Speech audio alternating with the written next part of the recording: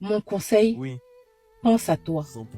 aime-toi, parce que tu ne peux pas aimer le monde dans lequel tu vis si tu n'aimes pas le corps ou la personne à travers lequel tu le vis. C'est vrai. Retiens ça, mais retiens aussi cette vérité que je vais te dire. Quand tu ne manges pas, tu es la seule personne qui a faim. Ouf. Et quand tu comprends ces mots, ils changent vraiment ta vie. Quand tu comprends profondément ce que ça signifie, ça veut dire que quand tu ne fais rien pour toi-même, tu es la seule personne qui souffre. Oui. Personne d'autre ne souffre à ta place. Même s'ils ont l'air tristes, c'est de la sympathie. Ce n'est pas de l'empathie. Tu sais quoi? Parfois, tu dois faire attention à la quantité d'amour que tu montres ou que tu donnes en t'oubliant.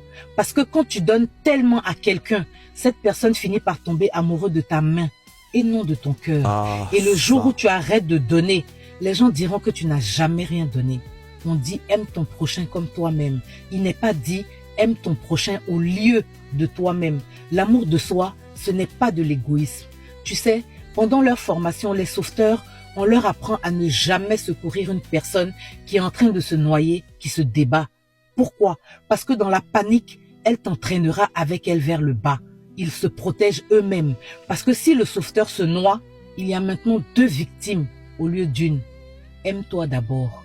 Dans les avions, beaucoup ne font pas attention quand l'hôtesse de l'air donne les consignes.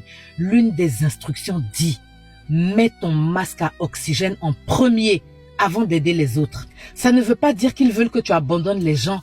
Ils disent ça parce que si tu perds connaissance, tu ne peux sauver personne. Alors aime-toi toi-même. Même Jésus se retirait souvent aux premières heures du matin pour se reposer, prier, se recharger avant de se donner aux autres. Le monde te dit que te vider toi-même est une preuve d'amour. Mais le paradoxe, c'est que si tu es vide, qu'est-ce que tu donnes exactement? Se sacrifier au point de se perdre, ce n'est pas noble, c'est destructeur. S'aimer soi-même ne va pas à l'opposé d'aimer les autres, mais c'est le prérequis. Je suis d'accord. Parce que si tu perds ton souffle, tu ne peux donner d'air à personne. Si tu coules, tu ne peux sortir personne de l'eau. Et si tu ne t'aimes pas toi-même, tu ne sauras jamais vraiment comment et à quelle limite aimer ton prochain. On ne peut pas verser à boire aux autres avec un verre qui est vide.